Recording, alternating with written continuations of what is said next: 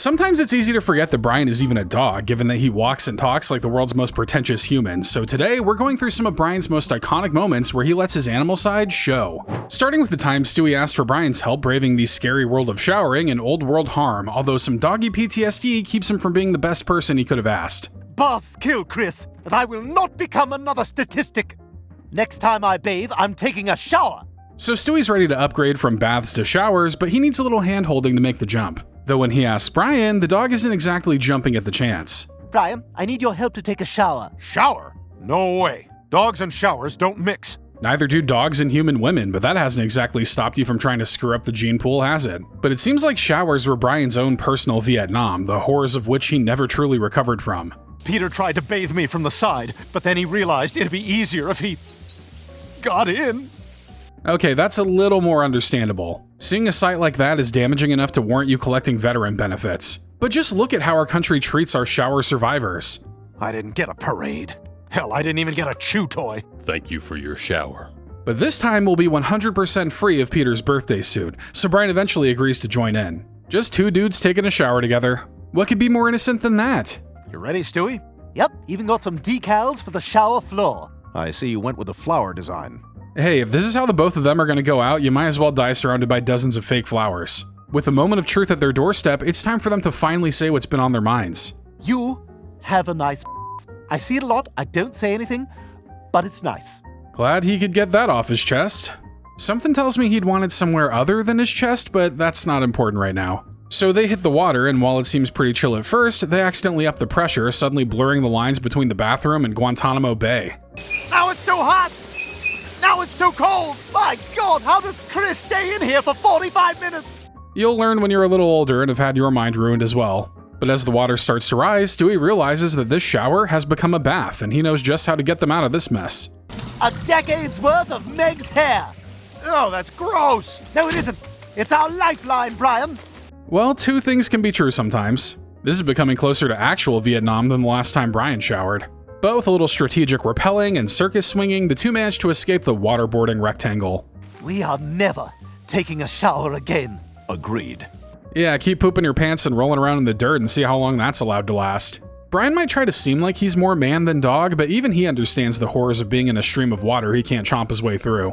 And Brian's learned to weaponize the fact that he's a dog multiple times, like when he pretended to be Quagmire's pet to impress his new dog-loving girlfriend in Must Love Dogs. Oh, look at that dog. Yeah, who brings a dog to a coffee shop? I love dogs. Without letting me pet it.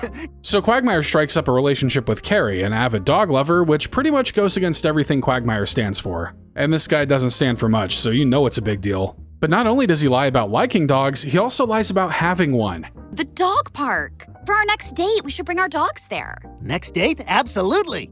Unfortunately, Quagmire can't get out of this one by teaching his cat how to pee in the yard. This calls for drastic measures. And love will truly make you do insane things, like calling a truce with your mortal enemy. I told her I have a dog, so would you pretend to be my dog? The sheer audacity of Quagmire to come to Brian and ask him to be all buddy-buddy with him after all those years of torment. Luckily, Brian also doesn't stand for much. He'll give up his body as long as you have the right amount of tennis balls on hand. Glenn Quagmire, there are not enough tennis balls in the world for me I to— have 6. I'll do it. But being Quagmire's dog means Brian has to try to remember how to do basic dog things. You know, barking, rolling on dead worms they find on the ground, absolutely not respecting someone's personal space. No more two-legged walking and dry martinis for this guy. Bark. Jeez, it's been a while. Let me give it a try. Brack. Okay, so he's a little rusty. You hate to see a guy lose touch with his roots. This guy needs to get out more, sniff some buttholes and whatnot. But he manages to help convince Carrie that Quagmire wouldn't leave a dog for dead on the side of the road, and it seems Quagmire has some real genuine feelings for her. Which means it's time to use that doggish charm to make some big life decisions for Quagmire. Huh? It's one of the sweetest, cutest uses of a dog in a proposal, for anyone but Quagmire. Kinda surprised this was Brian's big prank, because now he pretty much has to live with Quagmire permanently now, right? Congrats, Brian, you played yourself. But it's all worth it to see Quagmire squirm. Dexter eats all this? Not just Dexter, but Dexter and all his rescue brothers and sisters. This girl really does have the biggest heart. Unfortunately, that's not a body part Quagmire can do much with, but he's just gonna have to learn how to live life with his house smelling like the weirdest blend of chicken and fish imaginable. Damn it, Brian, did you leave the doggy gate open? No, stop it! it! Luckily, this relationship doesn't last very long, as Quagmire is way too late in his life to work the word walk out of his vocabulary. You gotta realize that word holds the power of a megaton bomb when you've got dogs. If I may borrow a line from our favorite song, I would walk 500 miles. It's clear this pairing was never meant to be, both with Brian and Carrie. Brian may have ruined Quagmire's chances with her, but Quagmire still knows how to get back at Brian, cutting him deep into his very soul. I need to take a walk. Brack? Oh no. Maybe the inner dog has never really left Brian. He does know he can walk himself, right? I guess the feeling of needlessly pulling on a leash just can't be beat. And despite his love of the finer things like wine and opera, nothing gets Brian's motor running quite as much as a simple ride in the car, like in It Takes a Village Idiot and I Married One. Wait a minute. I know where we are. The park is near here. We're near the park, Lois. Oh, that's the tree. I peed on that. Peeing on stuff and sniffing said pee is basically how dogs experience the world, but you would think a dog that knows how to use a smartphone would find these old ways to be a little more dull. Still, gotta respect him for never fully disconnecting from his roots. He's gonna pee on that tree, and he's gonna tell any dog he sees on the car ride to go to hell. Hey! There's another dog in that car. Hey, are you seeing that? Hey! Other dog.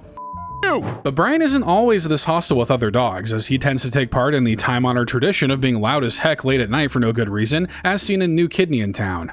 Hello? Are you a dog? Yes! I am also a dog. The brightest minds in dog kind have no off switch and will engage in these deep philosophical musings at any hour of the day. Yeah, this could have easily been an email, but Brian's doing his part in keeping the old ways alive. It might lead to him getting kicked by Peter, but sometimes you have to stand firm in your culture. Hey, are you guys dogs? Yeah. We're totally dogs! Yeah, both of us. And Brian displays a few dogisms in Quagmire's Quagmire. For instance, if you ever wondered why dogs howl at the sound of sirens, it could be that they're trying to match the sound. Oh my god. Peter, you hear that?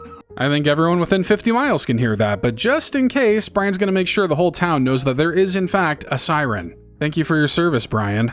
Everyone was already annoyed by the siren, but now everyone is exponentially more annoyed thanks to your mimicry. Your duty has not gone unnoticed, and I mean that in the most derogatory way. I'm matching the sound.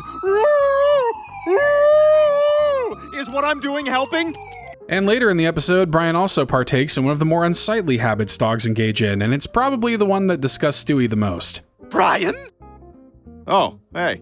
What the hell are you doing? Oh, I've been kinda using Rupert as a chew toy. I'd say he's doing a bit more than chewing.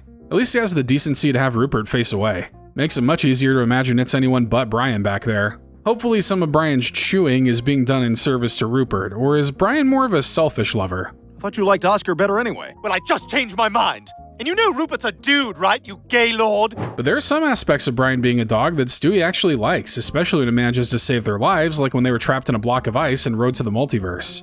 Hey, what was that? Oh, well, you said I was stronger than you, and that must have made me happy, so my tail started wagging. Please don't tell me you're trying to engage in a tail measuring contest while you're trapped in ice. But hey, if being told you're stronger than a literal toddler is gonna save them from being trapped, then by all means, keep it going. Tell Brian he could beat up 100 babies if he had to. I'll give you a bath. No! No, sorry. And I'll let you go for a ride in the car. Oh, you better not be lying. He definitely is, but dogs have such a short attention span that you can pretty much tell them anything and they'll forget about it later. The fact that Brian can ever remember where his car keys are is a divine miracle. Just press the red button. Okay, which one's red? Press the big button. And Brian's dog-like habits are going to be humored one way or another, even if that means potentially having his own face ripped off like in Space Cadet. I am sticking my head out the window. Yes! This is the best version of whatever's so enjoyable about this! Well, I'm glad he was able to achieve that feeling before his eyeball shot out the back of his head like a Mortal Kombat fatality. But what a way to go out. I already know I'll meet my end via shucking with some horseradish, but there's gotta be like 1 millisecond where being ripped apart feels kinda good. Is that cope? It might be cope. But for every canine love Brian has, he has just as many canine fears, like the vacuum as seen in Brian Goes Back to College. Well, my, Mr. Hoover's come to visit. I don't want to see Mr. Hoover. What's wrong with Mr. Hoover? All he does is make the house nice and clean. Of course, he has to do it as loudly as possible. And I guess there's the fear that if he runs over your foot, you'll be sucked into his dark bag of nothingness that's kind of like a pocket dimension of filth. Okay, you know what? Fair point to Brian. Vacuums are very scary and should be avoided at all costs. Stop it! It's scaring me! Leave me alone! It's so loud! And like vacuums, there are a few things that dogs do not play around with, like faking throwing a tennis ball, which Lois does to trick Brian in The Perfect Castaway. You want this? Huh? Yes, I would like it, please. Yeah, Yes. you want this, huh? You want the ball? You would think someone of Brian's intellect couldn't be goaded with such childish tricks, but don't let his calm demeanor fool you. This dog is ready to explode from the inside with just how much excitement he's trying to contain. If Lois doesn't give him the release he's looking for, she's going to be cleaning dog guts out of the living room carpet very soon. But even when he's being fooled into fetching it, Brian still manages to keep a calm and level head through it all. I'm sorry, Lois. I was mistaken. I thought you threw the ball in there, but I can see now you still have it. Nothing gets past this guy, I tell you what. But Lois just knows how to fool Brian, usually through promises she might not actually keep, like telling him they're going for a ride in Brian Griffin's House of Pain. Go for a ride in the car?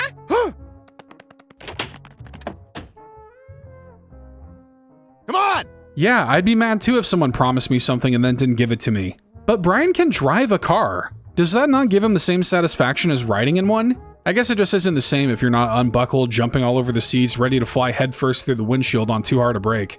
It's one of those high-risk, high-reward hobbies that doesn't sound like much of a reward in my eyes. And if it wasn't already made extremely clear, let's reiterate that some dogs are very easily fooled. Take Brian, for example, who can't seem to realize that Peter scratching the couch in 3 Acts of God isn't some big mystery. What the is that? Another dumb animal fooled by the big-brained humans. Look, the species doesn't get many wins in its lifetime, so it's gotta celebrate the little ones when they can. For a guy who's so against religion, he sure does have a habit of believing in stuff that's not really there. And because Brian's a dog, there are several things his canine brain just can't comprehend, like why he sees a dog whenever he passes any reflective surface, like in Halloween on Spooner Street. Hey, get out of here! This is my house! Well, at least he managed to knock that dog out at the same time, so it's pretty much a win-win. Even then, Brian always has to be on guard because you never know when that dog's gonna pop back up somewhere else. It's up to Brian to get rid of that dog that looks just like him and does all the same movements as him. It's Highlander rules, there can only be one. Oh, that jerk dog from our patio door somehow got inside a hubcap. I just wanted to alert the owner of the car. I left a note on his windshield. And in addition to not being able to comprehend how reflections work, Brian also can't really grasp the idea of standing in a moving vehicle, as seen in Breaking Out is hard to do. What the hell is wrong with you? I'm a dog, all right? I have a very tough time standing up in the car. Hey, you try standing still in a moving car while on all fours. Although, Brian can stand on 2 legs fairly easily, so I don't know what his problem is. I guess the padding of his little dog paws aren't the grippiest. That's why he can't be getting rid of that dew claw, otherwise your dog's gonna be slipping and sliding all over the place. Did you know some breeders remove it from puppies? Sometimes it seems like dog breeders are speedrunning how quickly they can earn a ticket to hell. And nothing activates the dog Brian quite like a cat, and there are several times where Brian makes his hatred for the other domestic animal and family cat clear. Hey, this is my house! I'm gonna jump forward but backwards to show you how serious I am! So the Griffins end up adopting a cat after it wanders into their home. There may never be a more obvious sign from God than this one, but as Brian learns later on, it might have actually been a sign from the devil. What is that thing still doing here? That thing's name is Pouncy, and she's my cat now. Bit of a lazy way to go about naming a cat, just naming them after something they do. It'd be like if you called Brian alcoholic-y, or posery, or room temperature IQ-y. So Brian attempts to play nice and live alongside this new family member, but his biases about the animal don't exactly make it very easy. Having a hard time getting a read on what you're gonna do here. Cats have always taken the never let them know your next move mantra very seriously. One minute they're just lying around, and the next they're bouncing all over the walls, knocking glasses over, and looking at you like it was your fault. But that's not the part of this cat Brian really needs to worry about. It's more the fact that she can talk. Pets are supposed to care about their owners. Cats aren't pets.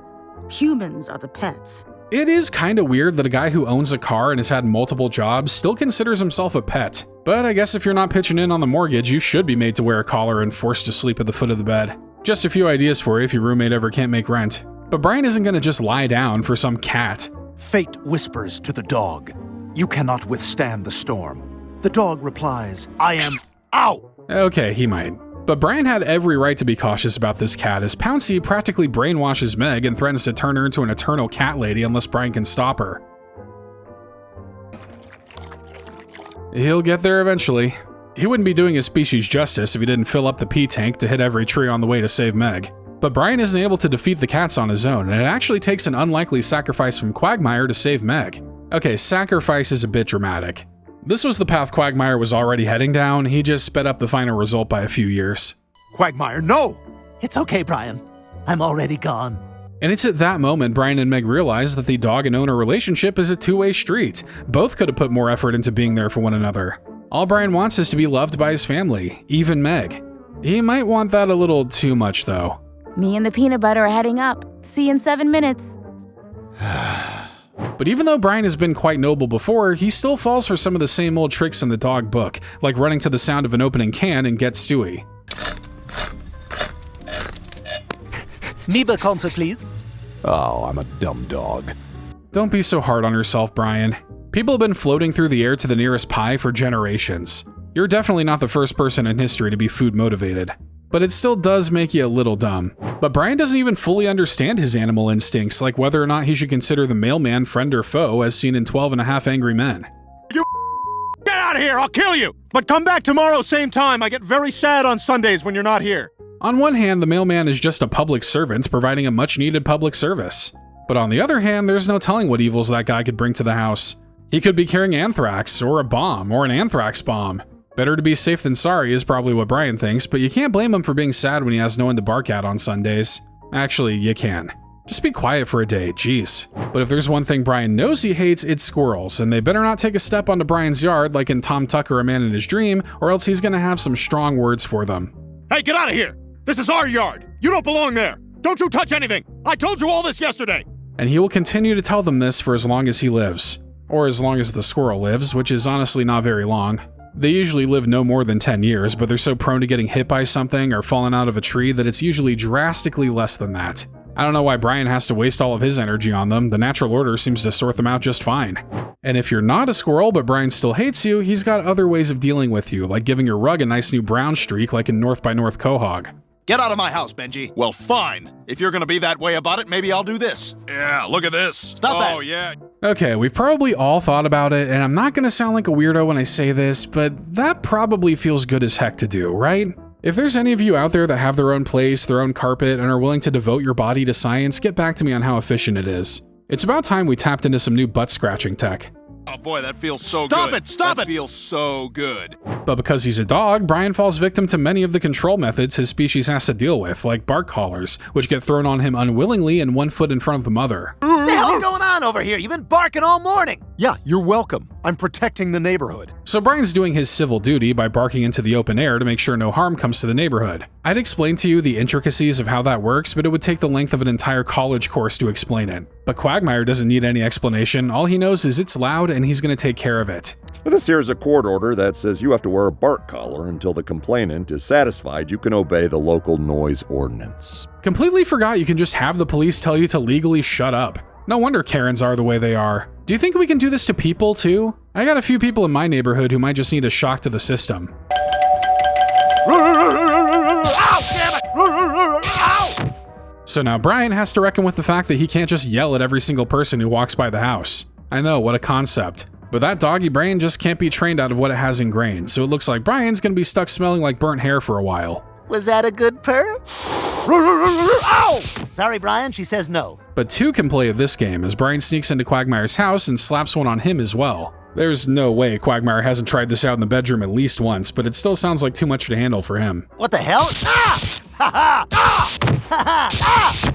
And suddenly, when there's no longer a dog to bark loudly into the night, coyotes start to show up. Watching Quagmire get mauled to death by wild animals sounds like Christmas came early for Brian, but the dog decides to do his duty and defend his neighborhood from the invaders. Brian, what are you doing? Get out of here or they'll tear us both apart. Don't worry, Quagmire, I know what I'm doing. Brian's using the time-honored technique of using yourself as bait so your screams can electrocute the coyotes. A technique so old it's practically coded into every dog's DNA. But this unorthodox method actually works, saving Quagmire and Brian's lives. I'm a dog, and it's my duty to protect this neighborhood. So remember to thank your neighborhood dog next time you can't sleep because they won't stop barking in the middle of the night. Repress the urge to uproot an entire tree and hit them with it. They're doing thankless work out there. And it appears a lot of what it means to be a dog, at least for Brian, is doing some of those grossest things a dog can do, as seen multiple times in Into Fat Air. Hey Brian, you want a pukesicle? I would love a pukesicle. And I would love to not be constantly reminded of how much Brian likes to eat puke. Surely someone with such a refined palate as Brian would move on from the days of eating puke, but I guess there are just some foods that are too nostalgic to give up. At least having a dog means living with a living, breathing garbage disposal. But a slightly less disgusting dog habit is the need to pee on everything to mark their territory, and the top of Mount Everest seems like the perfect spot for Brian.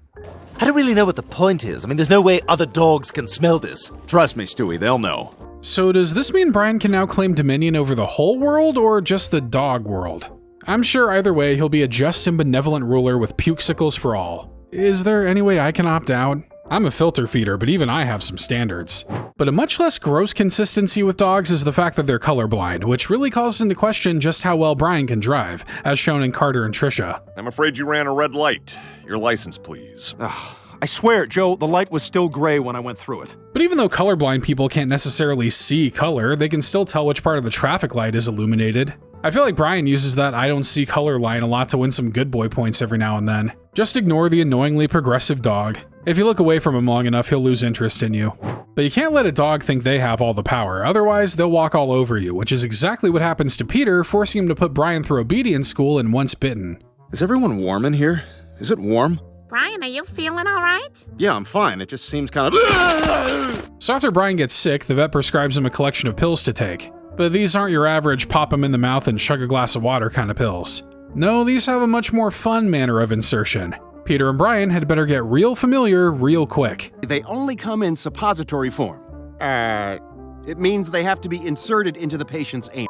What's with doctors and wanting to always stick things up people's butts? Keep in the bedroom, you pervert. Unfortunately, Brian is a very one-way guy when it comes to his butt. Either that or he's really trying to project something. Why don't we start with a gentle massage of the area and see how you feel? Peter, get away from my ass! Suddenly, the guy who proudly parades his butt around for the world to see has some feelings about so much attention being on it. So Peter tries to use the element of surprise on Brian, but in the struggle, Brian's animalistic defenses take over and he bites Peter. You bit me! You're damn right I did, and I'll do it again if you don't stay the hell away from my ass! I know it sounds dramatic to say it's a matter of life and death when it comes to putting something in Brian's butt, but that really is the case here. I can guarantee you he's used the same argument when courting women as well. But with that bite, the power dynamics in the house have shifted as Peter is now terrified of Brian. Get out of that chair. Leave the eggs. But this is my breakfast. There's two things a dog can smell on you, cancer and fear. While I'm not ruling out Peter as some kind of breast cancer, he's definitely radiating fear, and Brian is more than happy to take advantage of that. So, Peter, I assume if you're watching TV, that means you already did all my chores? I sure did. And exactly what chores does a house dog have? Did Peter take care of doing all of Brian's nothing so we could have more time for nothing? Well, Lois is tired of Peter cowering in fear, so she decides to enroll Brian in obedience school. Now down, on all fours like the rest of them.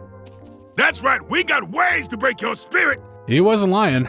After some intensive Clockwork Orange-style rehabilitation therapy, Brian returns home timid, submissive, and obedient. The perfect candidate for putting something up their butt, but I think the episode is moving past that plot point now. Sorry to all you freaks out there. Sir, if it takes the rest of my life, I will repay you.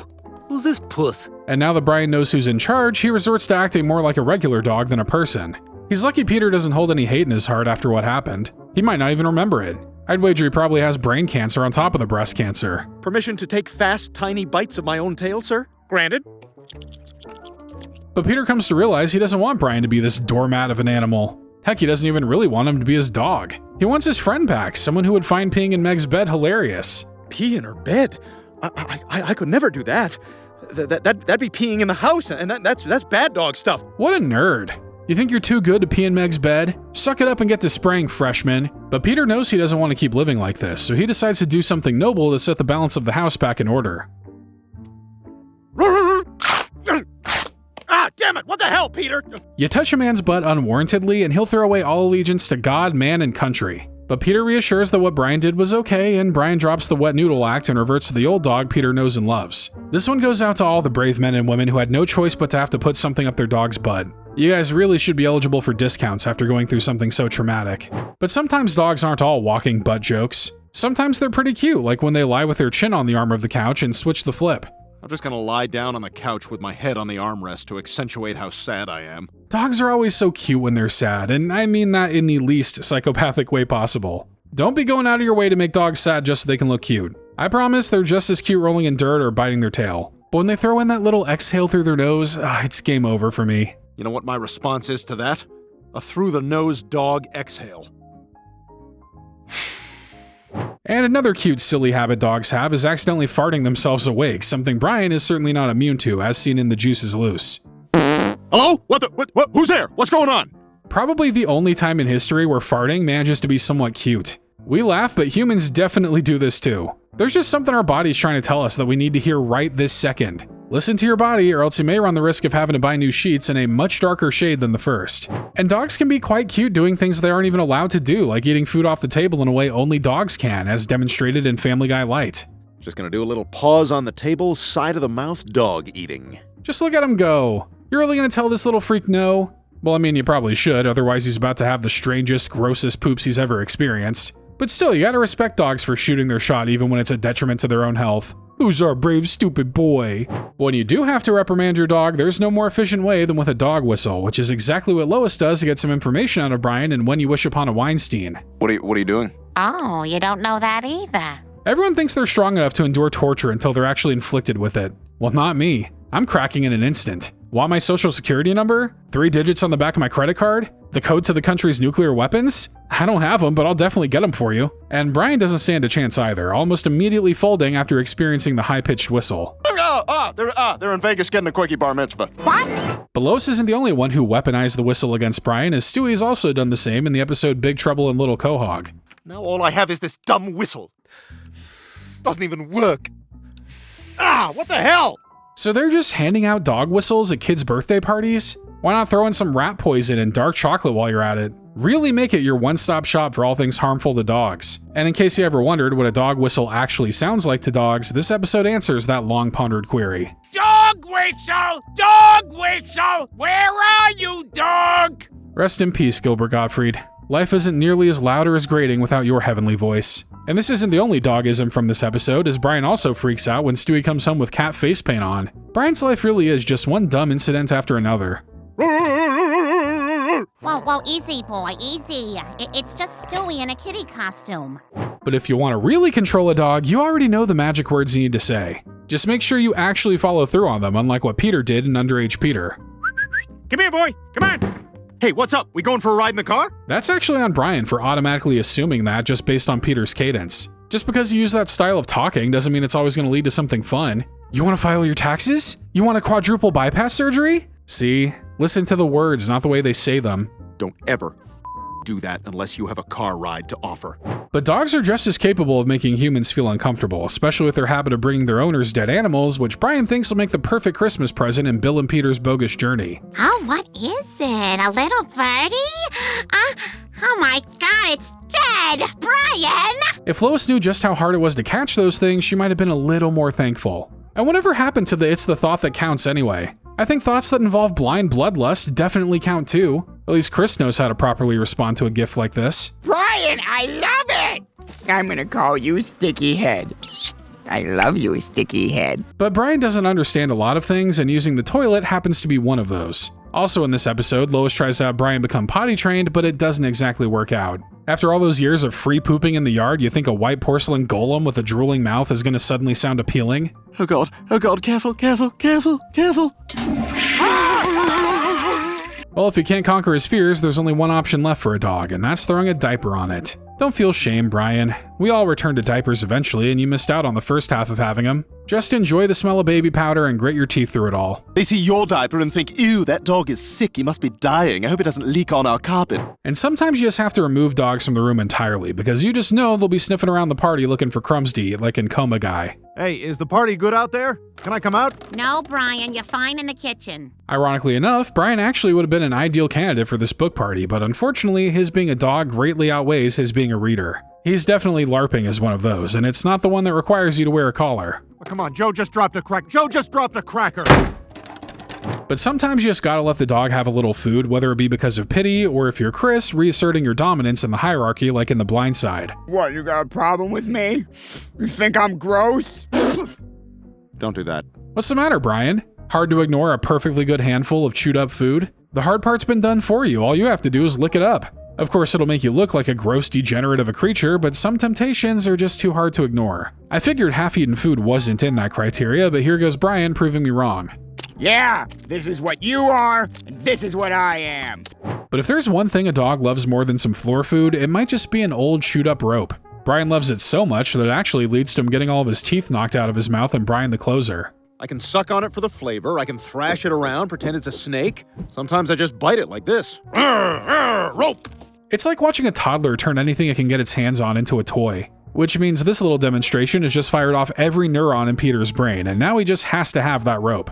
Well, I got a better rope. That's not a chewing rope. I know. It's a tie-in rope. Look at Brian being all snobby about what types of ropes you're allowed to chew. Oh, so if it doesn't specifically come from the chewing region of France, you can't call it a chewing rope? Well, both of them end up learning a big lesson in sharing is caring. My teeth! Oh, man, I'm real sorry about your mouth, Brian. And we can't forget that dogs love to bark, but they can unfortunately pick up some pretty bad habits regarding who they bark at, as seen in Don't Make Me Over. I just have a Oh, God, I'm so sorry I keep doing that. Sure you are, Brian. Dogs are very responsive and can sometimes adopt the negative perspectives their owners have. But Brian is smarter than the average dog, so you just know all of this is very much ingrained in who he is as a person. It turns out Brian's only truly colorblind when it benefits him the most. Oh, God, sorry. Oh, my God, that is not me. And they, of course, love marking their territory also, but Brian doesn't realize that's not something that normal people do in Our Idiot Brian.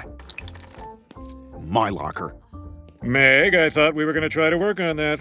I did say normal people. Somebody's got to tell her that no one is trying to claim her territory. She's scary enough without having to mark her locker with her scent. I wonder if she picked up the habit from watching Brian. Some people just learn how to use toilet paper, others learn the importance of weaponizing their urine. And dogs also enjoy a good game of fetch, although the brand of fetch Brian finds himself playing in Not All Dogs Go to Heaven might be seen as a bit blasphemous to some. Would you want it if I threw it over there? No, please don't do that. You gonna get it, boy? No, please, no. Go get it, boy! Brian did his best to resist, but unfortunately this combines two of his favorite hobbies, fetch and disrespecting Christianity. Either one of them would have possibly tempted him, but together, he didn't stand a chance. So, like it or not, Brian's got himself a cross now. Just don't expect to be able to pry it off of him.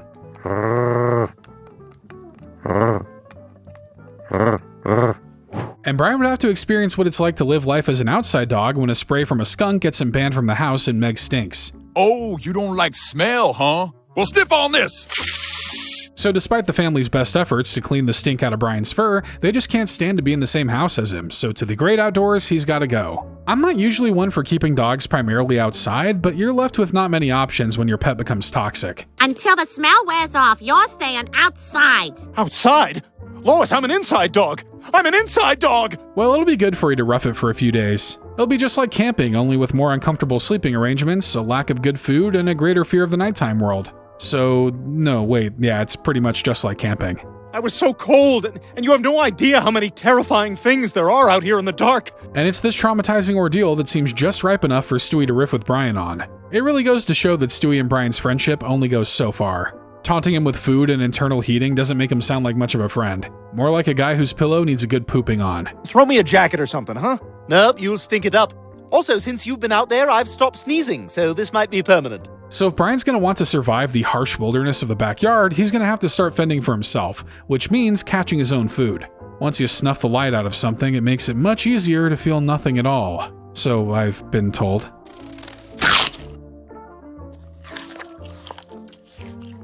I did it. I caught a bird. Catch a few more and you'll have yourself a whole Raising Cane's platter. This rough and tumble lifestyle hardens Brian, turning him into a dog of the land capable of surviving off of what nature provides. Not only did the stink disappear, but so too has Brian's memory of the inside world. Come on! Hey, let go of me! I can't believe it! You've become a wild animal! I know, just look at that beard. I didn't even think dogs could do that. Their ancestors must have all looked like Starbucks baristas. Turns out this change in personality is actually a lot deeper for Brian as he realizes he's finally become who he was always meant to be. I'm not a writer, I'm not an artist, I'm not an intellectual. What I am is a dog. Yeah, we've been trying to tell you that for years. You'll find a lot more bliss when you finally give in and start eating your food from a shiny metal bowl. It worked for me. But there is one thing that'll make Brian return to his prim and proper way of living.